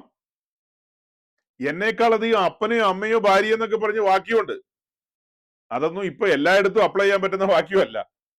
എന്നേക്കാൾ അധികം നിന്റെ ഈ പറഞ്ഞ കാര്യങ്ങളിലൊക്കെ നീ ഉത്സുകനാണ്, അല്ലെങ്കിൽ മറ്റു കാര്യങ്ങളിലൊക്കെയാണ് നീ ഉത്സാഹിക്കുന്നതെങ്കിൽ അതെങ്ങനെ ദൈവസന്നിധിയിൽ നീതീകരിക്കപ്പെടും? നീതിയുള്ള കാര്യമാണോ അത്? ദൈവത്തെക്കാൾ അധികം നമ്മൾ സിക്സ് പാക്ക് ഉണ്ടാക്കാൻ നോക്കുകയും മസിൽസ് എല്ലാം ഒന്ന് വർദ്ധിപ്പിക്കാൻ, എന്റെ പൊന്നെ മസിലൊക്കെ ഉറപ്പിച്ചോണം. ഈ പ്രസംഗം കേട്ടിട്ട് തലതിരിഞ്ഞു പോയേക്കരുത്, മസിലിൽ തൊട്ട് കളിക്കരുത്. ഞാൻ അതിന്റെ സ്പിരിച്വൽ വശമാ പറഞ്ഞത്. ദൈവത്തിന് കൊടുക്കേണ്ട മുൻനിര സ്ഥാനം നമ്മൾ പതിയെ മാറ്റി വെച്ചിട്ട് ദൈവത്തിന് കൊടുക്കേണ്ട സ്ഥാനം എന്ന് പറഞ്ഞാൽ, കത്തോലിക്കനാണെങ്കിൽ നമുക്ക് ഫോട്ടോ വീടിന്റെ ഒത്ത നടുക്ക് കൊണ്ട് വെക്കാം. നമ്മൾ കത്തോലിക്കരല്ല കേട്ടോ. ഫോട്ടോ വെച്ചിട്ട് കേട്ടോ, വീടിന്റെ നടുമുറിയിൽ ഒത്ത നടുക്ക് ഫോട്ടോ വെച്ചിരിക്കുന്നു, ദൈവത്തിന് എല്ലാ സാധനവും തന്നിരിക്കുന്നു. അപ്പുറത്തെ മുറിയിലോ അടുത്ത മുറിയിലോ അവിടെ ഇരുന്ന് ഞങ്ങൾ ഇച്ചിരി കള്ളുടിക്കും. അത് കത്തോലിക്കൻ, നമ്മൾ കത്തോലിക്കരല്ല. നമ്മളെ സംബന്ധിച്ച് നമ്മുടെ ജീവിതത്തിന്റെ സമസ്ത മേഖലയിലും സ്വർഗത്തിലെ ദൈവത്തിന്റെ ഹിതം മനസ്സിലാക്കിക്കൊണ്ട് ജീവിക്കണം. അതാണ് പറഞ്ഞു വന്നത്. അപ്പൊ ദൈവത്തിന്റെ സന്നിധിയിലേക്ക് നാം കടന്നു വരുമ്പോൾ അതൊരു ആഘോഷമാണ്. അതൊരു ആഘോഷമാണ്. ആഴിയോട് ചേരുന്ന നിമിഷങ്ങളാണത്. രണ്ട് നദികൾ ഒന്നായി തീരുന്ന നിമിഷങ്ങളാണ്. എന്റെ ആത്മാവിൽ പരിശുദ്ധാത്മാവ് ഒരു കവിഞ്ഞൊഴുക്കിന്റെ നിമിഷങ്ങളാണതെല്ലാം. ആത്മാവിലുള്ള ആരാധന, ആ ആത്മാവിലുള്ള ആരാധനയിൽ ഞാൻ ആത്മാവിൽ നിറഞ്ഞു നിൽക്കുമ്പോൾ തിരുസ്വരം ഞാൻ കേൾക്കാനായിട്ട് കൊതിക്കുകയാണ് പിന്നീട്. അതല്ലേ നമ്മുടെ കൂടിവരവുകളുടെ പ്രാധാന്യം, കൂട്ടായ്മയുടെ ആഴം. അപ്പൊ പൊതുവെ നമ്മളിന്ന് നോക്കുമ്പോ ശുശ്രൂഷകരുടെ മേൽ ആളുകൾ ആക്ഷേപം ചൊരിയുന്നുണ്ട്, ശുശ്രൂഷകർ വിശ്വാസികളുടെ മേൽ ആക്ഷേപം ചൊരിയുന്നുണ്ട്. ഇപ്പൊ ഞാൻ പറഞ്ഞത് ഒരു ശുശ്രൂഷകന്റെ ഹൃദയവേദനയാണ് അദ്ദേഹം എന്നോട് പങ്കുവെച്ചത്. തന്റെ വിശ്വാസികൾ ഇങ്ങനെ വല്ലാത്ത രീതിയിൽ വരുന്നു, അവര് സീരിയസ് അല്ല, പ്രാർത്ഥിക്കണം പാസ്റ്ററെ എന്ന്. അതിന് പ്രാർത്ഥിക്കുന്നതിന് മുമ്പ് കാര്യം പറയണമെന്നേ, എന്നിട്ട് നമുക്ക് പ്രാർത്ഥിക്കാം. കാര്യങ്ങൾ ഇങ്ങനെ പറയണ്ടേ, അത് പറഞ്ഞു കൊടുക്കണം. അത് പറഞ്ഞു കൊടുത്തിട്ട് പ്രാർത്ഥിക്കണം. ദൈവത്തിന്റെ സന്നിധിയിലേക്ക് നമ്മൾ വരുന്ന വരവ് ഓക്കെ. എന്ത് പറഞ്ഞപ്പോഴാണ് നമ്മൾ ഇവിടെ എത്തിയെന്ന് മനസ്സിലായോ? യഹോവയെ കാത്തിരിക്കുന്നവർ ശക്തിയെ പുതുക്കും. ദിനം പ്രതി നമുക്ക് വേണ്ടി പൊഴിയുന്ന മന്ന, അതിന്റെ ബലത്തിൽ നമ്മൾ മുൻപോട്ട് പോകേണ്ടവരാണ്. അങ്ങനെ പോകുന്നില്ല എന്ന് കണ്ടപ്പോഴാണ് ശുശ്രൂഷകൻ എന്നുള്ള നിലയിൽ ഞാൻ എന്റെ ഉത്കണ്ഠ പങ്കുവെച്ചത് നിങ്ങളുടെ നടുവില്, അല്ലേ? അതിന്റെ ഒരു തുടർച്ച എന്നോണമൊക്കെ തന്നെയാണെന്ന് എനിക്ക് തോന്നുന്നു ഇന്നലെയും സംസാരിച്ചു പോയത്, പല കാര്യങ്ങളും സംസാരിച്ചു പോയത്. ഇന്നലെ ഗൗരവമായൊരു വിഷയം, ക്രിസ്തീയ ജീവിതത്തിലെ കഷ്ടങ്ങളുമായി ബന്ധപ്പെട്ട് പറഞ്ഞു വരേണ്ട ചില കാര്യങ്ങളായിരുന്നു. അതിലേക്ക് പറഞ്ഞു കൊണ്ടുപോകാൻ കഴിയാതെ ആ മെസ്സേജ് മരുഭൂമി എന്ന് പ്രോമിസ്ഡ് ലാൻഡ്, നടുക്കൊരു യോർദാൻ ഒഴുകുന്നു, അങ്ങനത്തെ ടോപ്പിക്കിലേക്ക് പോയി. അതായത് ഈ മരുഭൂമിയിലൂടെ ഇവർ കടന്നു പോകുമ്പോൾ മന്ന അവർക്ക് വേണ്ടി പൊഴിയും. എന്നാൽ അവർ വാഗ്ദത്ത ഭൂമിയിലേക്ക് വന്നു കഴിയുമ്പോൾ മന്ന പൊഴിയുന്ന നിൽക്കും. അവിടെ കൃഷി ഇറക്കണം. അവിടെ കൃഷി ഇറക്കിയിട്ട് അതിൽ നിന്ന് കിട്ടുന്ന ആ ഈൽഡ്, ആ വിളവിൽ നിന്ന് നമ്മുടെ ഭക്ഷണത്തിന് വേണ്ടുന്ന കാര്യങ്ങളെല്ലാം അവിടെ കണ്ടെത്തണം. അവിടെ നമുക്ക് വേണ്ടി സ്വർഗത്തിലെ ദൈവം എല്ലാം അനുകൂലമാക്കി തരികയാണ്. കാലാവസ്ഥ അനുകൂലമാക്കി തരും, മുൻമഴയും പിന്മഴയും തരും, നിലം നമുക്ക് വേണ്ടി റിസൾട്ട് തരും. ഊഷരഭൂമിയാണെങ്കിലും അതിനെ ഉർവരതയിലേക്ക് കൊണ്ടുവരികയാണ്. അടുത്ത വാക്കുകളാണല്ലോ ദൈവമേ. ആ ഊഷരഭൂമിയിൽ നിന്ന് മരുഭൂമി സമാനമായ ആ അവസ്ഥയിൽ നിന്ന് സ്വർഗത്തിലെ ദൈവം അവിടെ നീരുറവകളെ പ്രദാനം ചെയ്യും. ദൈവത്തിന്റെ പരിശുദ്ധാത്മാവിന്റെ നനവുണ്ടായിരിക്കും. യെശയ്യാ പ്രവാചകന്റെ പുസ്തകം 55-ാം അധ്യായത്തിന്റെ 10-11 വായിച്ചു. മഴയും ഹിമവും ആകാശത്ത് നിന്ന് പെയ്യുകയും അവിടേക്ക് മടങ്ങാതെ വിതയ്ക്കുവാൻ വിത്തും തിന്നുവാൻ ആഹാരവും നൽകത്തക്കോണം ഭൂമിയെ നനച്ച് ഫലവത്താക്കി വിളയിക്കുന്നത് പോലെ എന്റെ വായിൽ നിന്ന് പുറപ്പെടുന്ന എന്റെ വചനമായിരിക്കും. അത് വെറുതെ എന്റെ അടുക്കലേക്ക് മടങ്ങി വരാതെ എനിക്ക് ഇഷ്ടമുള്ളത് നിവർത്തിക്കുകയും ഞാൻ അയച്ച കാര്യം സാധിപ്പിക്കുകയും ചെയ്യും. അതിന്റെ 10-ാം വാക്യത്തിലാണ് ആ ഒരു കാര്യമുള്ളത്. മഴയും ഹിമവും ആകാശത്ത് നിന്ന് പെയ്യുകയും അവിടേക്ക് മടങ്ങാതെ വിതപ്പാൻ വിത്തും തിന്മാൻ ആഹാരവും നൽകത്തക്കവണ്ണം ഭൂമിയെ നനച്ച് ഫലവത്താക്കി വിളയിക്കുന്നത് പോലെ. അതായത് മഞ്ഞും മഴയും പെയ്യിച്ച് സ്വർഗത്തിലെ ദൈവം ഭൂമിയെ ഫലം പുറപ്പെടുവിക്കുന്ന നിലയിലേക്ക് ഒരുക്കിക്കൊണ്ട് വരുന്നത് പോലെ എന്റെ വായിൽ നിന്ന് പുറപ്പെടുന്ന എന്റെ വചനമായിരിക്കും. അത് വെറുതെ എന്റെ അടുക്കലേക്ക് മടങ്ങി വരാതെ എനിക്ക് ഇഷ്ടമുള്ളത് ചെയ്യുന്നു. അപ്പോ എന്റെ അടുക്കൽ നിന്ന് പൊഴിയുന്ന വചനം അത് നമ്മെ നനയ്ക്കും എന്നുള്ളതാണ് അതിന്റെ ഒരു ചുരുക്കം, അല്ലെ? അങ്ങനെ വായിച്ചിട്ട് മനസ്സിലാകുന്നില്ലേ? അത് നമ്മെ നനയ്ക്കും. മറ്റൊരു വാക്യം കൂടെ ഇതിനോട് സമാനമായിട്ട് നമുക്ക് വായിക്കാം. യെശയ്യാ പ്രവാചകന്റെ പുസ്തകം 58 അധ്യായത്തിന്റെ 11 വാക്യം. ഐശയ്യ ചാപ്റ്റർ 58 വേഴ്സ് 11. യഹോവ നിന്നെ എല്ലായ്പ്പോഴും നടത്തുകയും വരണ്ട നിലത്തിലും നിന്റെ വിശപ്പടക്കി നിന്റെ അസ്ഥികളെ ബലപ്പെടുത്തുകയും ചെയ്യും. നീ നനവുള്ള തോട്ടം പോലെയും വെള്ളം വറ്റിപ്പോകാത്ത നീരുറവ് പോലെയും ആകും. ഇതാണ് വാക്യം. ഇതാണ് ഞാൻ ഉദ്ദേശിച്ച സീരിയസ് ആയ വാക്യം. യഹോവ നിന്നെ എല്ലായ്പ്പോഴും നടത്തുകയും യഹോവ നിന്നെ വല്ലപ്പോഴും നടത്തുകയും. അങ്ങനെയാണോ? യഹോവ നിന്നെ എല്ലായ്പ്പോഴും നടത്തുകയും. അതെന്താന്ന് വിശ്വസിക്കാൻ ബുദ്ധിമുട്ട്? നിങ്ങൾക്കത് വിശ്വസിക്കാൻ എന്താ ബുദ്ധിമുട്ട്? അതിന് പാസ്റ്റർ എന്താ അത്ര ചൂടായി സംസാരിക്കുന്നത്? ചൂടാകുന്നതല്ലെന്നേ, കാര്യമായിട്ട് പറയുകയാണ്. നിങ്ങൾക്ക് എന്താണിത് വിശ്വസിക്കാനായിട്ടൊരു ബുദ്ധിമുട്ട്? ലോകത്തിലുള്ള എല്ലാ കാര്യവും നിങ്ങൾ വിശ്വസിക്കുന്നുണ്ടല്ലോ. നിങ്ങളുടെ ജീവിതത്തിൽ ഒരിക്കലും കാണുക കേൾക്കുകയോ ചെയ്യാത്ത രണ്ട് ബിരുദന്മാര് ഒരു കറുത്ത പാന്റും വെളുത്ത ഷർട്ടൊക്കെ ഇട്ട്, പിന്നെ ഇവിടെ ഈ ഈ തോളത്ത് ഇവിടെ 2-3 വരയൊക്കെ വരച്ച് ഒരു കുപ്പായൊക്കെ ഇട്ട് വരും, ഒരു തൊപ്പിയും തലയിൽ വെച്ചിട്ടുണ്ടാകും, ഒരു ട്രോളി വായു ഇങ്ങനെ ഉരുട്ടിക്കൊണ്ട് പോകും. അങ്ങനെ ഉരുട്ടിക്കൊണ്ട് വന്നിട്ട് പുള്ളി കോക്പിറ്റിലേക്ക് വന്ന് കയറിയിരിക്കും. കോക്പിറ്റിലേക്ക് കയറിയിരിക്കുന്ന നമ്മുടെ അമ്മാച്ചന്റെ മോനൊന്നും അല്ല. അവൻ ആരാന്ന് പോലും നമുക്കൊരു പിടിയില്ല. അവനെ വിശ്വസിച്ച് നമ്മൾ ഊരെ ഉറച്ചു വെച്ച് അവിടെ ഇരിക്കുകയല്ലേ. നിങ്ങൾ ആരെങ്കിലും കുലുങ്ങാറുണ്ടോ അതിനകത്തിരുന്ന്? ഒരു കുലുക്കവും ഇല്ലല്ലോ. ഊർക്കം വലിച്ച് ഉറങ്ങാറില്ലേ ചിലപ്പോഴൊക്കെ? ഭയങ്കരമായിട്ട് സ്വസ്ഥമായിട്ട് ഒരു കുഞ്ഞതിന്റെ അമ്മയുടെ മാറിൽ ചാരുന്നത് പോലെ എന്നൊക്കെ പരസ്യം കണ്ടിട്ടില്ലേ? അതുപോലെ ഇരുന്ന് ഉറങ്ങും. എന്നെ ഉദ്ദേശത്തില്ല നിങ്ങൾ ഇരുന്ന് ഈ ഉറങ്ങുന്നേ. യവന്മാർ രണ്ടുപേരും ആരാന്ന് വല്ല പിടിയുണ്ടോ? ഇവന്മാര് കള്ളു കുടിച്ചിട്ടാണോ വന്നേക്കുന്നത്? അത് ഇവന്മാർക്ക് വല്ല വേറെ പ്ലാൻ വല്ലതും ഉണ്ടോ? ഒന്നും അറിയില്ല. എന്നിട്ടും ഇരുന്ന് ഉറങ്ങുക. അവരെയും ആ എയർവേസിനെയും വിശ്വസിച്ച് നിങ്ങൾ സ്വസ്ഥമായിരുന്നു ഉറങ്ങുമ്പോൾ ഒറ്റ ചോദ്യമാ ജീവനുള്ള ദൈവത്തിന്റെ ദാസൻ നിങ്ങളോട് ചോദിക്കുന്നത്. യഹോവ നിന്നെ എല്ലായ്പ്പോഴും നടത്തുകയും. അതെന്താന്ന് വിശ്വസിക്കാൻ ബുദ്ധിമുട്ട്? അതങ്ങ് വിശ്വസിക്കണം, ഏറ്റെടുക്കണം. സ്വർഗത്തിലെ ദൈവത്തിന്റെ ദാസന്റെ അതരത്തിലൂടെ നമ്മോട് സംസാരിക്കുമ്പോ സ്വർഗം സംസാരിക്കുന്നതായിട്ട് എന്തുകൊണ്ടാണ് ഏറ്റെടുക്കാൻ ബുദ്ധിമുട്ട്? അല്ല, ഒരു നിമിഷം നിങ്ങൾ നിങ്ങളുടെ ചുറ്റും ഒന്ന് കണ്ണോടിച്ചോ. പാസ്റ്റർ വെയിറ്റ്, ഞങ്ങളെ ചുറ്റും ഒന്ന് കണ്ണോടിക്കട്ടെ. പാസ്റ്റർക്ക് ചുമ്മാ ഇരുന്ന് പ്രസംഗിച്ചാൽ മതി. ഞങ്ങളുടെ അവസ്ഥയല്ല ഒന്ന് ചുറ്റും ഒന്ന് നോക്കട്ടെ. നോക്ക്, ഞാൻ വെയിറ്റ് ചെയ്യാം. അയ്യോ, ചുറ്റും നോക്കിയപ്പോൾ പ്രതിസന്ധി ഭയങ്കരമാണ്. രോഗത്തിൻ്റെത്, സാമ്പത്തികത്തിൻ്റെത്, മറ്റു പലതിൻ്റെയും അങ്ങനെ കടുത്ത പ്രതിസന്ധിയാ പാസ്റ്ററെ. അതുകൊണ്ട് അവിടെ വാക്യം മാറ്റി എഴുതാൻ പറ്റുമോ? എഴുതിയതാന്നേ, ഇത് മായ്ക്കാൻ ആരെ കൊണ്ടും കഴിയില്ല. അതുകൊണ്ട് യഹോവ എല്ലായ്പ്പോഴും നിന്നെ നടത്തുകയും. എല്ലായ്പ്പോഴും എന്ന് പറഞ്ഞാൽ ഏതൊക്കെ സാഹചര്യത്തിലാ? വരണ്ട നിലത്തിലും നിന്റെ വിശപ്പടക്കി. നനുനനുപ്പുള്ള അവസ്ഥയിലല്ല, വരണ്ട നിലത്തും നിന്റെ വിശപ്പടക്കി നിന്റെ അസ്ഥികളെ ബലപ്പെടുത്തുകയും ചെയ്യും. നീ നനവുള്ള തോട്ടം പോലെയും വെള്ളം വറ്റിപ്പോകാത്ത നീരുറവ് പോലെയുമാകും. നീ നനവുള്ള തോട്ടം പോലെയും വെള്ളം വറ്റിപ്പോകാത്ത നീരുറവ് പോലെയാകും. ഞാനൊരു പഴയകാല സംഭവം ഓർക്കുകയാണ്. ഞാൻ എൻ്റെ വിശ്വാസ ജീവിതത്തിൽ മുൻപോട്ട് വന്നു. ബിസിനസ് എല്ലാം വൈൻഡപ്പ് ചെയ്തു. ശുശ്രൂഷയ്ക്ക് വേണ്ടി ഇറങ്ങാനായിട്ടുള്ള ചുവടുവെപ്പുകളിലാണ്. അങ്ങനെ മുൻപോട്ട് വന്ന ആ ഒരു കാലത്ത് ഒരു സീനിയർ പാസ്റ്റർ എന്നെ വിളിക്കുകയാണ്. എന്നെ വിളിച്ചിട്ട് പറയാണ്, ഇന്നതുപോലെ സഹോദരൻ കടന്നു വരണം, ഇവിടെ വന്ന് സഹോദരൻ അല്പസമയം ദൈവവചനത്തിൽ നിന്ന് ശുശ്രൂഷിക്കണമെന്ന് പറഞ്ഞു. ദൈവവചനത്തിൽ നിന്നോ? രണ്ടക്ഷരം പറയാൻ അറിയാമെങ്കിലല്ലേ വരാൻ പറ്റുള്ളൂ. ദൈവവചനത്തിൽ നിന്ന് ശുശ്രൂഷിക്കണമെന്നൊക്കെ പറഞ്ഞു കഴിഞ്ഞാൽ അങ്ങനെ വചനം പറയാൻ അറിയണ്ടേ? ബ്രദറിന്റെ സാക്ഷ്യവും ആത്മാവ് തരുന്ന പ്രേരണയ്ക്കനുസരിച്ചും അങ്ങ് സംസാരിച്ചോ, ഞാൻ പ്രാർത്ഥനയോടെ കൂടെയുണ്ട്, ധൈര്യമായിട്ട് അങ്ങ് പോരേന്ന് പറഞ്ഞു. അദ്ദേഹമാണ് ആദ്യമായിട്ട് എന്നെ കൈപിടിച്ച് ഒരു പൊതു സദസ്സിൽ നിർത്തിയത്. അങ്ങനെ ഞാൻ 1.25 മണിക്കൂർ അവിടെ സംസാരിച്ചു. ആ സംസാരം എല്ലാം കഴിഞ്ഞപ്പോൾ മറ്റൊരു പ്രായമുള്ള പാസ്റ്റർ, ആളുകളെല്ലാം ഇങ്ങനെ പിരിഞ്ഞു തുടങ്ങിയ സമയത്ത് എൻ്റെ അടുക്ക വന്നിട്ട്, ദൈവത്തിന്റെ ആത്മാവ് നിന്നോട് സംസാരിക്കാനായിട്ട് ഒരു വചനം തരികയാണെന്ന് പറഞ്ഞു. അന്ന് തന്ന വചനമാണ്. അന്ന് ആ വചനം എന്നെ സ്പർശിച്ചപ്പോൾ 100% ഏറ്റെടുത്തു എന്നൊക്കെ ചോദിച്ചാൽ എന്റെ അന്നത്തെ അവസ്ഥ എന്ന് പറയുന്നത് ഞാനൊരു ശിശുവല്ലേ. ഒരു ശൈശവാവസ്ഥയിലൊക്കെയുള്ള എന്നെ സംബന്ധിച്ച് അത്രയും ഡെപ്തിലേക്കൊന്നും അന്ന് ഇറങ്ങാൻ കഴിയില്ലെന്നേ.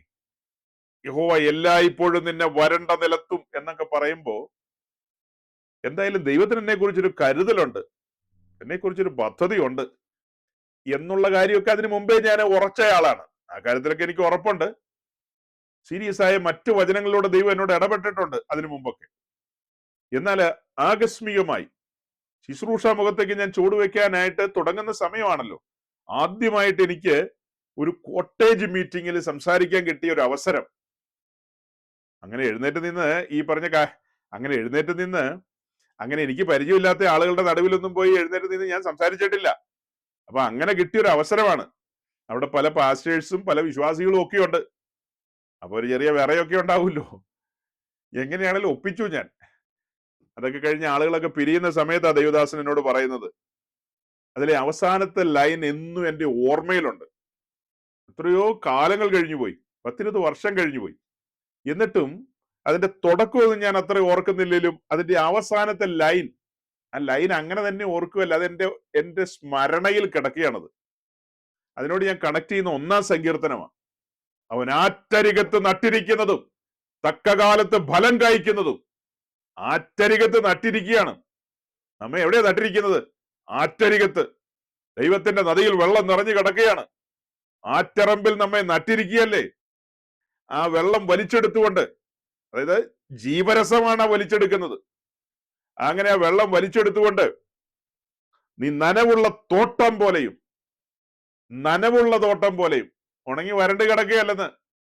ചില പ്രിയപ്പെട്ടവരോടൊക്കെ നമ്മൾ ഇടപെടുമ്പോഴുണ്ടല്ലോ, ഒരു ഉണങ്ങി വരണ്ട അവസ്ഥ പോലെയാണ്. നനവധികവും ഇല്ല, നനവധികവും ഇല്ല. അതെന്താ നനവധികം ഇല്ലാത്തത്? ഈ പറഞ്ഞ നിലയിലേക്കല്ല കാര്യങ്ങൾ.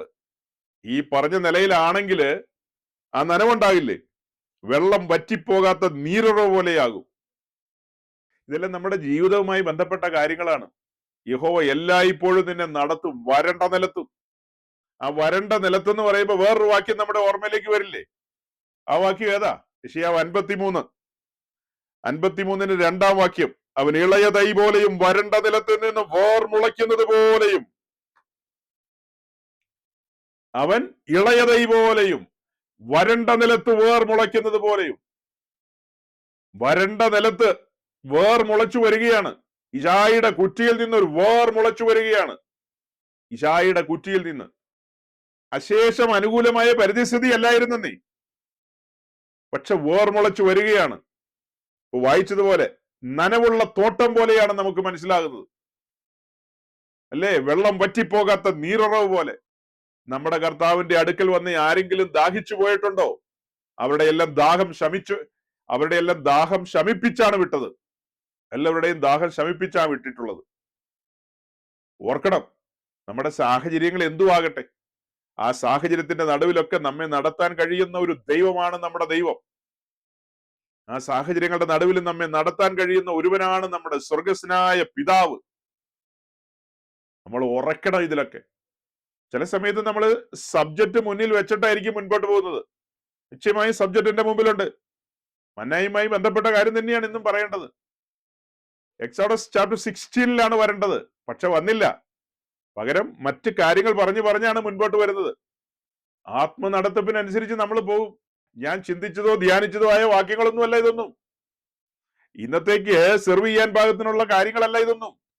പക്ഷേ ദൈവത്തിന്റെ ആത്മാവ് നമ്മെ കൂട്ടിക്കൊണ്ടു പോകുന്നത് ഇങ്ങനെയുള്ള വരണ്ട ഇടങ്ങളിൽ ദൈവത്തിന്റെ നദി ഒഴുകി വരുന്ന കാഴ്ച കാണാൻ പാകത്തിനാണ്. യഹോവ എല്ലായ്പ്പോഴും നമ്മെ നടത്തുമെന്നുള്ള ഉറപ്പ് നമുക്ക് നൽകുകയാണ്. യഹോവയെ കാത്തിരിക്കുന്നവർ ശക്തിയെ പുതുക്കുമെന്ന് 2-3 അധ്യായം പിന്നിലേക്ക് പോയി അവിടെ കാണാം. യഹോവയെ കാത്തിരിക്കുന്നവർ ശക്തിയെ പുതുക്കും. അപ്പൊ നമ്മൾ തുടക്കത്തിൽ എന്താ പറഞ്ഞു തുടങ്ങി? യഹോവയെ കാത്തിരിക്കുന്നവർ ശക്തിയെ പുതുക്കും. സമാഗമന കൂടാരത്തോടുള്ള ബന്ധത്തിൽ അതിന്റെ അതിപരിശുദ്ധ സ്ഥലത്തിരിക്കുന്ന പെട്ടകത്തിനകത്ത് വെച്ചിരിക്കുന്ന പൊൻപാത്രത്തിൽ സൂക്ഷിച്ചിരിക്കുന്ന മന്ന, ഇത് പറഞ്ഞാ നമ്മൾ മുൻപോട്ട് വന്നത്. അങ്ങനെ മുൻപോട്ട് വന്നിട്ട് നമ്മൾ പോയ പോക്ക് കണ്ടില്ലേ?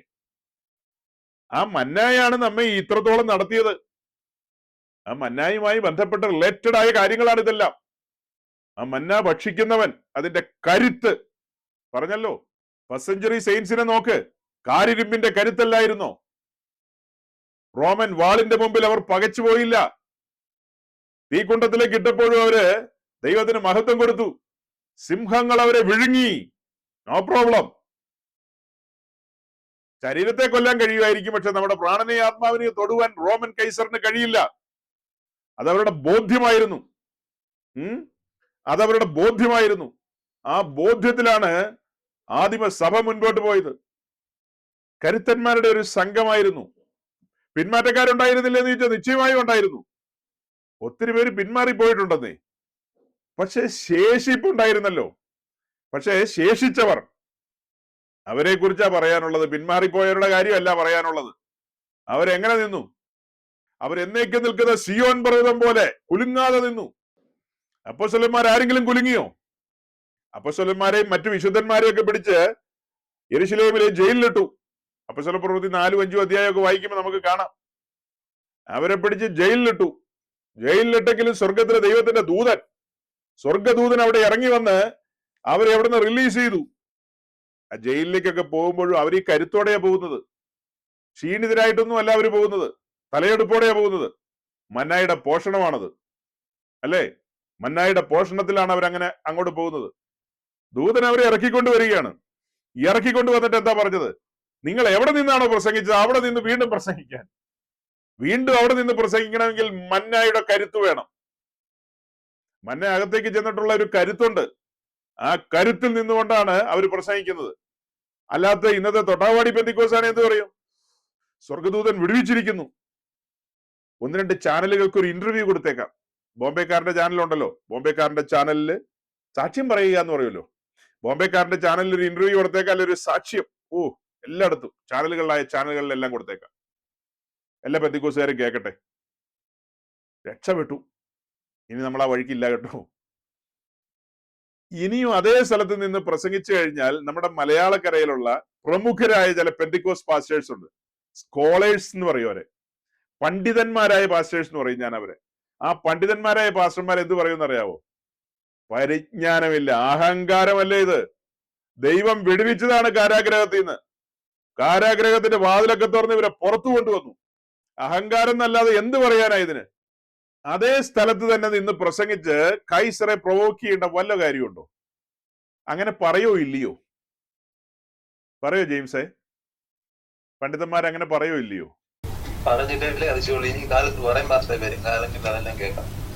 അപ്പൊ സഹോദരന്മാരെ, ദൈവത്തിന്റെ പദ്ധതികൾ പലരും മനസ്സിലാക്കുന്നില്ല. ചില സമയത്ത് പറയും, ഓടിപ്പോവാൻ പറയും. ചില സമയത്ത് അങ്ങനെയല്ലെന്ന് അവിടെ തന്നെ നിന്ന് വീണ്ടും പറയാൻ പറയും. അതൊക്കെ സെൻസ് ചെയ്യണമെങ്കിൽ മന്ന ഭക്ഷിക്കണം. ഈ മന്ന ഭക്ഷിച്ച് അതിന്റെ കരുത്തിൽ മുൻപോട്ട് പോകുമ്പോഴാണ് ദൈവഹിതം തിരിച്ചറിയുന്നത്. നമ്മൾ ആ സമ്പൂർണ്ണ സമർപ്പണത്തിലേക്ക് വന്നങ്ങ് ഏൽപ്പിച്ചു കൊടുത്തു കഴിഞ്ഞാൽ വരേണ്ട സാഹചര്യങ്ങളെയെല്ലാം നനവുള്ള സാഹചര്യങ്ങളാക്കി മാറ്റുകയല്ലേ.